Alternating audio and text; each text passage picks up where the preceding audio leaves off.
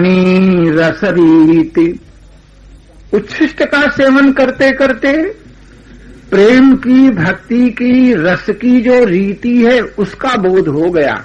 नाभाजी को भक्ति क्या वस्तु है,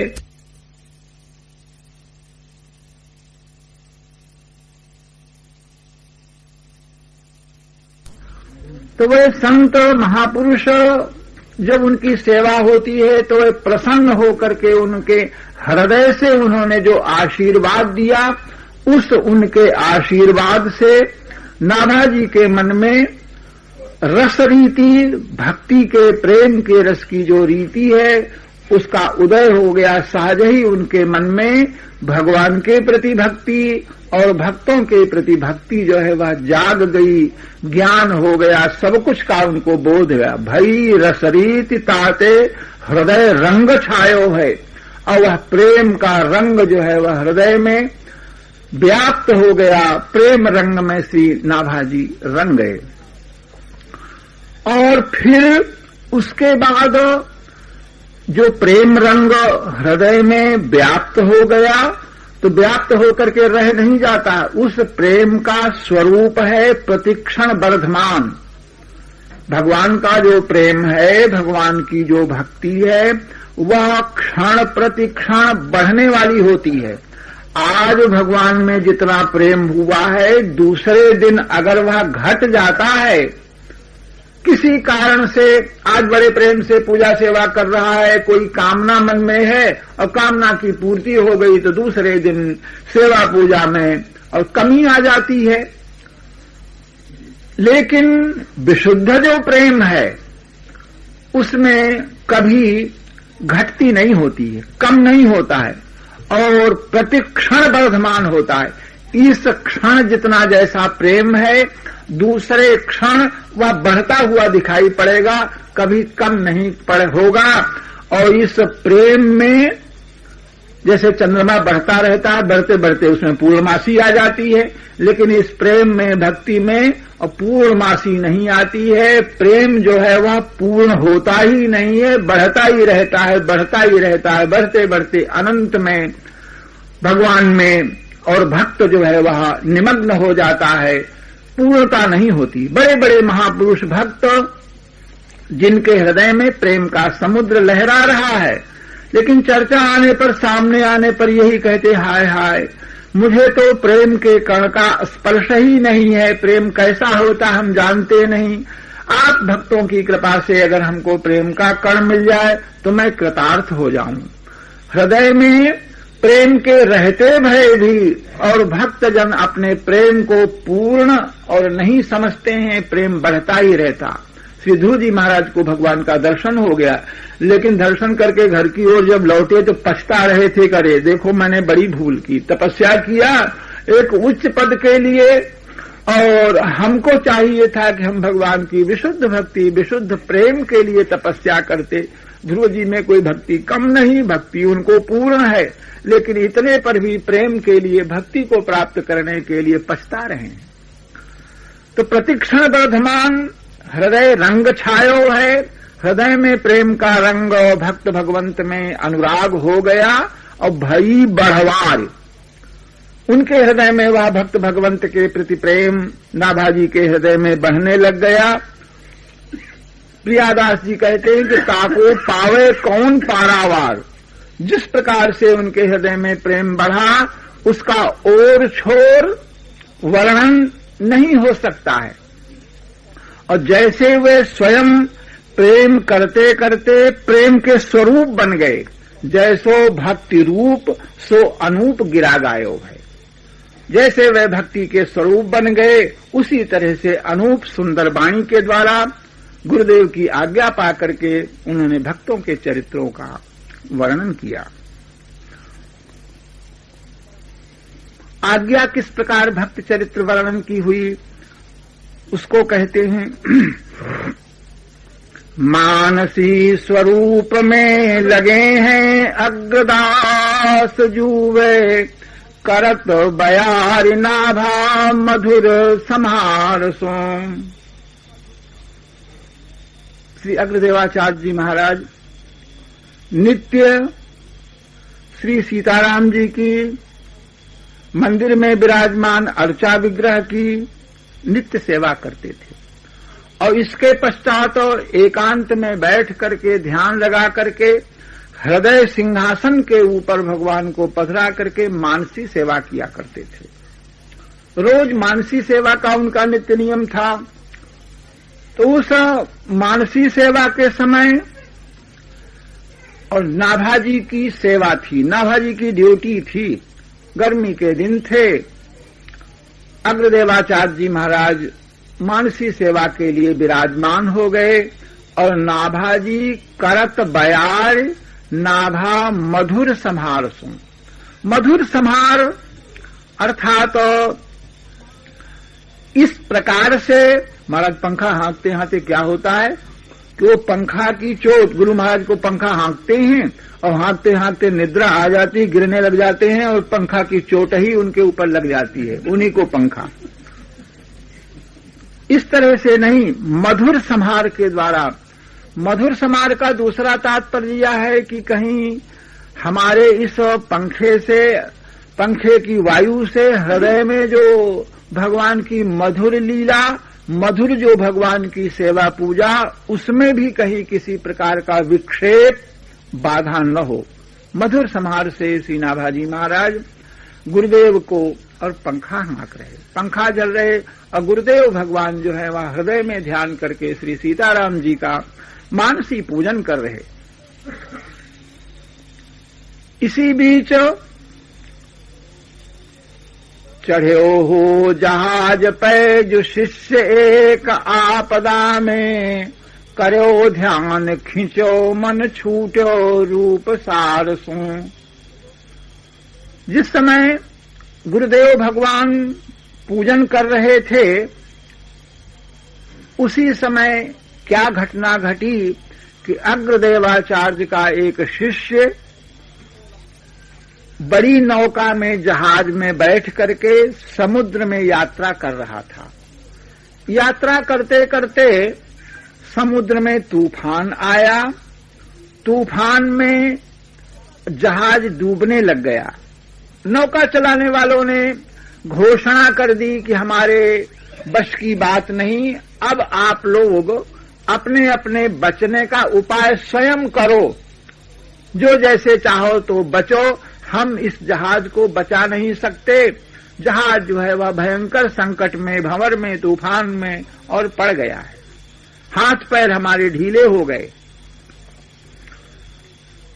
तो उनमें जहाज के यात्रियों में अग्रदेवाचार्य का एक शिष्य बैठा हुआ था, गुरुदेव का भक्त था। तो इसलिए संकट के समय उसे अपने गुरुदेव का ध्यान आया। झट उसने गुरुदेव का ध्यान किया, प्रार्थना की कि इस संकट से और बचकर के मैं आपका, आपके राम जी का दर्शन करूंगा और कृपा करके इस संकट से बचाइए।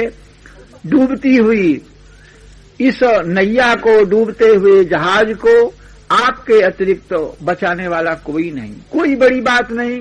भवसागर में जिसकी नैया डूबने लग जाती है, जिसका जहाज डूबने लग जाता है, आपकी कृपा होती है तो प्राणी भवसागर से पार जाता है। तो इस सागर से इस जहाज को बचा लेना, बच जाना, यह आपकी कृपा से हो जाए तो कोई बड़ी बात नहीं। इस तरह से वह आंख मूंद करके गुरुदेव महाराज का ध्यान करने लग गया। करो ध्यान खींचो मन छूटो रूप सार सो। जिस समय उसने ध्यान किया तो सर्वज्ञ गुरुदेव महाराज मन में विचार करने लगे। श्री नाभाजी महाराज इतने समर्थ हो चुके थे संत सेवा करते करते कि उनको गुरुदेव के हृदय की जो मानसी सेवा, गुरुदेव तो मन में सेवा कर रहे थे और नाभाजी उसका दर्शन कर रहे थे। गुरुदेव किस प्रकार से माला पहनाते हैं, कैसे चंदन लगाते हैं, कैसे मुकुट, कुछ लोग कहेंगे कि हाँ मुकुट धारण कराते समय माला पहना रहे थे, माला पहनाते नहीं बन रहा था तो मुकुट को पहले उतार करके माला पहले पहना करके मुकुट बाद में पहनाओ। इस तरह की बातें भी नाभाजी के द्वारा सोची कही गई। तो नाभाजी ने अपने मन में विचार किया कि गुरुदेव भगवान की सेवा में लगे हुए हैं और शिष्य संकट में पड़ करके गुरुदेव की याद कर रहा है। अब गुरुदेव अगर उसको बचाने के लिए जाएं, बचाने का प्रयत्न करें, तो उतने समय तक इनकी सेवा पूजा में बाधा होगी।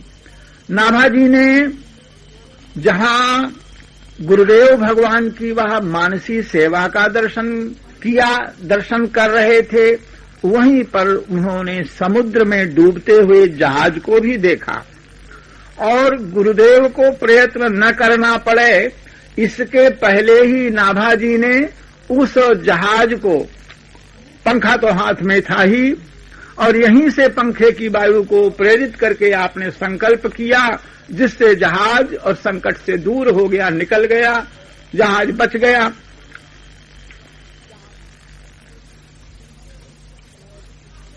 और जब जहाज जो है वह संकट से निकल करके चला गया, बच गया, और गुरुदेव भगवान का ध्यान किया था, इसलिए गुरुदेव उस जहाज को बचाने के लिए, शिष्य पर कृपा करने के लिए, और यह भी भगवान की सेवा थोड़ी देर के लिए रोक करके और समुद्र के तट पर पहुंच गए। समुद्र के किनारे पहुंच गए तो वहां जाकर के आपने देखा, समुद्र को देखने लग गए, समुद्र की बड़ी बड़ी लंबी ऊंची तरंगों को देखने लग गए। और समुद्र यह भगवान का स्वरूप है, भगवान के स्वरूप को देख करके भगवान की महिमा का अनुमान करने लगे, प्रसन्न होने लगे। उसी समय श्री नाभाजी ने प्रार्थना की कि आपकी कृपा से गयो बोहित बहुत दूरी, जहाज जो है वह आपकी कृपा से संकट से छूट करके, भंवर से निकल करके, और तो चला गया, बहुत दूर चला गया। और पुण्य ढरो ताही ढार सो, आप जिस सेवा में लगे थे, भगवान की जो आप सेवा कर रहे थे, उसी सेवा में आप लगिए, भगवान की आप सेवा कीजिए आपकी कृपा से। और आपका शिष्य स्वयं तो बच ही गया और जहाज को बचा लिया, जहाज चलाने वालों को बचा लिया, जहाज पर जितने यात्री बैठे थे सबों को बचा लिया। एक भक्त अनेकों का उद्धार करता है, केवल अपना उद्धार नहीं करता है, सबको बचाया उसने। नाभाजी ने ये बात गुरुदेव से कही। गुरुदेव ने जब इस बात को सुना तो वह अपने मन में सोचने लग गए कि ये बात किसने कही, जहाज दूर चला गया, बच गया, किसने बचाया, और ये बात किसने कही। क्योंकि समाधिस्थ होकर बैठने में भीतर बाहर का कोई सहसा शब्द वहां प्रवेश नहीं करता है, लेकिन नाभाजी तो उसी जगत के थे, इसलिए उनका शब्द और मानसी में प्रविष्ट हुआ। गुरुदेव ने सुना, साधारण कोई बोले तो वहां पर सुनाई ही नहीं पड़ेगा। तो उन्होंने झट आंखें खोल दी, तो लोचन उघारी कहे निहारी कहो बोलो कौन। नेत्र खोल करके नाभाजी की ओर देख करके गुरुदेव ने पूछा कि बोले वो कौन, अभी यहां कौन बोला, किसने कहा कि जहाज चला गया और तुम भगवान की सेवा में पुनः लगो, ये बात किसने कही। तो नाभाजी तो भक्त थे और भक्त के हृदय में अहंकार न होने के कारण उसकी भाषा में मैं नहीं रहता है, अहंकार नहीं रहता, भाषा में अहंकार नहीं दिखाई पड़ता है। तो बोले वो कौन, तो नाभाजी ने ये नहीं कहा कि ये बात मैंने कही तो मैं अहंकार युक्त भाषा होती, ये बात उन्होंने नहीं कही। नाभाजी ने कहा कि वही जौन पाल्यो शीत दय दय सुकुमार सोम। ये बात किसने कही, तो उसी आपके दास ने ये बात कही जिसको बचपन से आपने अपनी जूठन दे दे करके जिसका पालन पोषण किया, उसी दास ने आपके चरणों में आपसे ये बात निवेदन की। ये बात गुरुदेव भगवान ने सुनी तो अपने मन में विचार करने लग गए अचरज दयो नयो, बड़ा भारी उनको आश्चर्य हुआ कि इसने अल्पकाल में इतनी बड़ी कोई तपस्या और साधना न हमने इसको बताई, इस प्रकार की कोई साधना सिद्धि समाधि वाली बात, और कैसे इसको पता चल गया। हमारी मानसी सेवा का दर्शन इसने कैसे किया, और सुदूर समुद्र में जहाज को इसने कैसे देखा, और जहाज को संकट से बाहर कैसे इसने कर दिया। इस बात पर गुरुदेव भगवान को बड़ा भारी आश्चर्य हुआ। विचार करने लगे, आखिर इस बालक में इतनी शक्ति आई तो कैसे आई। तो मन सुख छयो, विचार करने के बाद गुरुदेव भगवान के मन में बड़ी भारी प्रसन्नता हुई। कोई सज्जन वृक्ष लगाता है, सींचता है, और अगर उस वृक्ष में फल दिखाई पड़ जाता है तो लगाने वाले को बड़ी भारी प्रसन्नता होती है। आज शिष्य की योग्यता को देख करके, शिष्य पर भगवान की कृपा को देख करके गुरुदेव भगवान अत्यंत प्रसन्न हुए। मन सुख छयो, उनके मन में प्रसन्नता हुई। यह सिद्धि इसको मैं मिली कैसे, तो जान्यो संतन प्रभाव को।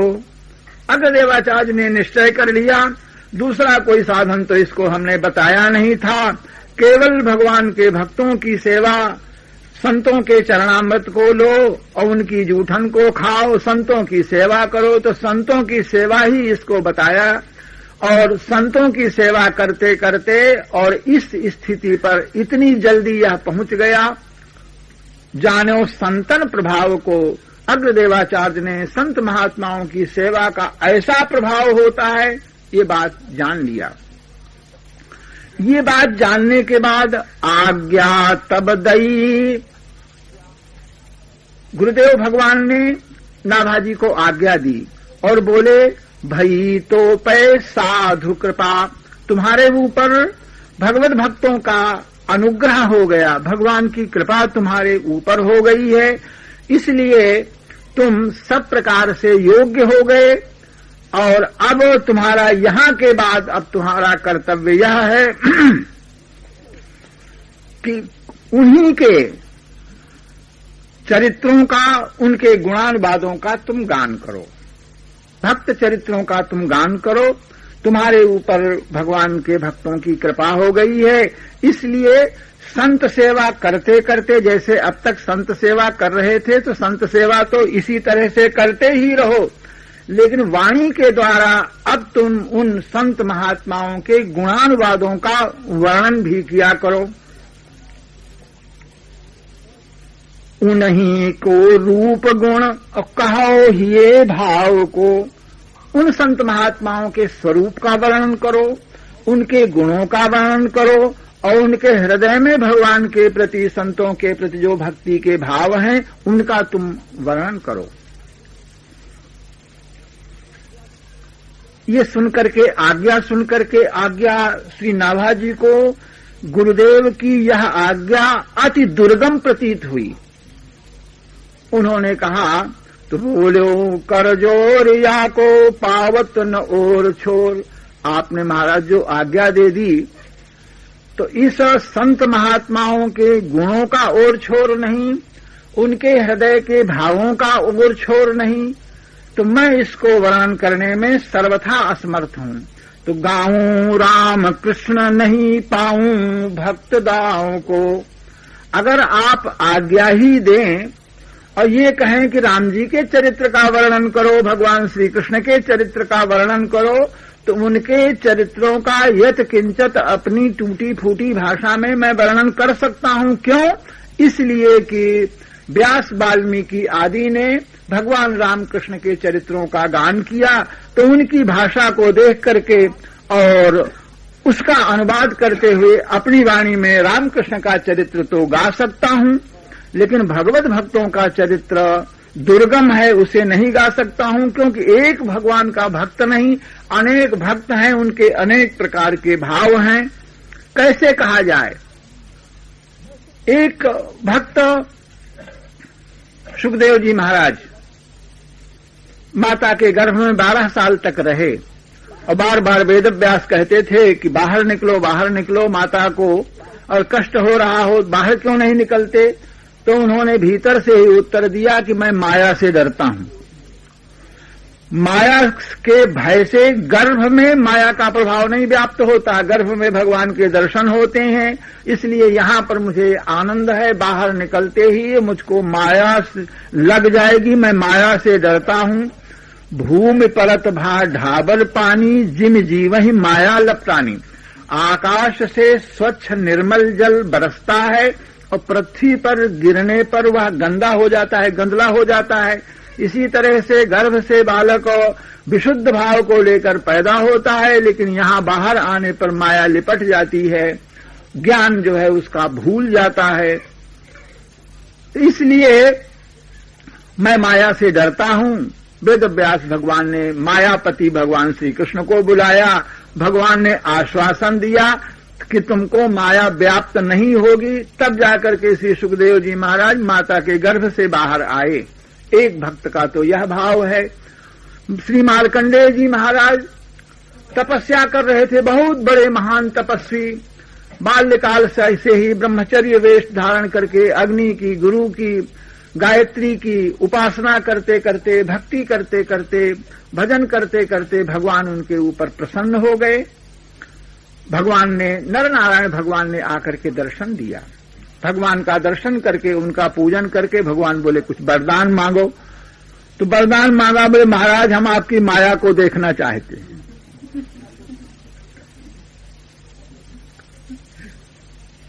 आश्चर्य हुआ, एक भक्त लोग तो माया से इतना डरते हैं और एक भक्त कहता है कि हम आपकी माया को देखना चाहते हैं। तो बताओ भक्तों के भाव का कैसे वर्णन किया जाए? विपरीत 36 की तरह विपरीत भक्तों के भाव। भगवान ने माया का दर्शन उनको कराया, माया के दर्शनों से भी उनको अंत में आनंद ही हुआ। इस प्रकार नाभाजी के कहने का तात्पर्य यह था कि भक्तों के भाव और एक से नहीं होते हैं। एक भक्त जिस बात को कहता है तो वह उसके अनुकूल है और दूसरा कोई कुछ कहता है तो वह उसके प्रतिकूल जचता है। तो मैं भक्तों के भावों का और वर्णन मेरे बस की नहीं है, मैं नहीं कर सकता हूं। रामकृष्ण के चरित्र को तो किसी प्रकार कुछ गा भी सकता हूं। श्री नाभाजी के इस उत्तर को सुनकर के आज्ञा तब दई, गुरुदेव ने आज्ञा दी और कहा कि जिस भक्त के चरित्र का तुम वर्णन करना चाहोगे उसका तुम पहले ध्यान करना। भक्त का नाम और भक्त के चरित्र का तुम ध्यान करना। जब भक्त के चरित्र का ध्यान करोगे तो कहें वे ही आए, वे भक्त तुम्हारे हृदय में आकर के अपने स्वरूप को प्रकट कर देंगे। जिन लय दिखाए दई सागर में नाव को, जिन भक्तों की कृपा से तुमने समुद्र में नौका को देख लिया, संकट से पार किया, वही भक्त लोग तुम्हारे हृदय में प्रकट होकर के अपने ज्ञान को, वैराग्य को, अपनी भक्ति को और प्रकट करेंगे, अपने को अपना दर्शन करा देंगे। उनके स्वरूप को देख करके और फिर तुम उनका वर्णन, उन्हीं की कृपा से उनका वर्णन करने में समर्थ हो जाओगे। यह आज्ञा दी। इस आज्ञा को पाने के पश्चात श्री नाभाजी ने भक्तमाल का प्रणयन किया और भक्तमाल की रचना आरंभ हुई। यह इसलिए आशीर्वादी ग्रंथ हुआ। सामान्यतया किसी का चरित्र लिखा जाए, गोस्वामी तुलसीदास ने, चाहे वाल्मीकि जी ने, व्यास जी ने, वाल्मीकि जी को जब नारद जी ने बताया तो उन्होंने ध्यान करके रामचरित्र का साक्षात्कार किया। वेदव्यास भगवान ने भी नारद जी के बताने पर भगवान के चरित्रों का साक्षात्कार किया। प्रत्यक्ष भक्ति देवी को देखा, माया को देखा, माया कैसे बंधन में डालती है इसे देखा, भक्ति कैसे खोलती है इस बात को देखा। सब कुछ का साक्षात्कार करने के पश्चात व्यास, वाल्मीकि आदि ऋषियों ने जैसे भक्त भगवत चरित्रों का गान किया, उसी प्रकार से गोस्वामी श्री नाभाजी महाराज ने गुरुदेव भगवान की, संतों की कृपा से भक्तों के चरित्रों का साक्षात्कार किया, हृदय में ध्यान किया और भक्त चरित्रों का गान आरंभ किया। गान करते करते बहुत से चरित्रों का गान किया। जब जिस भक्त का ध्यान करते उनके स्वरूप का बोध हो जाता और अपनी वाणी से उसे कह देते, संक्षिप्त सूत्र रूप में कहते। नाभाजी की वाणी को उनके द्वारा जो मुख से भक्त चरित्र कहे गए, आज तक किसी संप्रदाय के आचार्य को अथवा किसी संप्रदाय के अनुयायी को यह शिकायत पैदा नहीं हुई कि हमारे संप्रदाय के आचार्य के चरित्र को नाभाजी ने ठीक से नहीं लिखा। ये शिकायत किसी को नहीं हुई।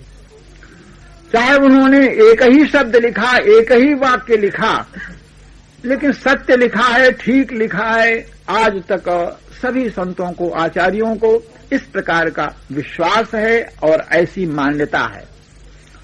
तो वर्णन करते करते करते करते महाराज बहुत से भक्तों का वर्णन किया,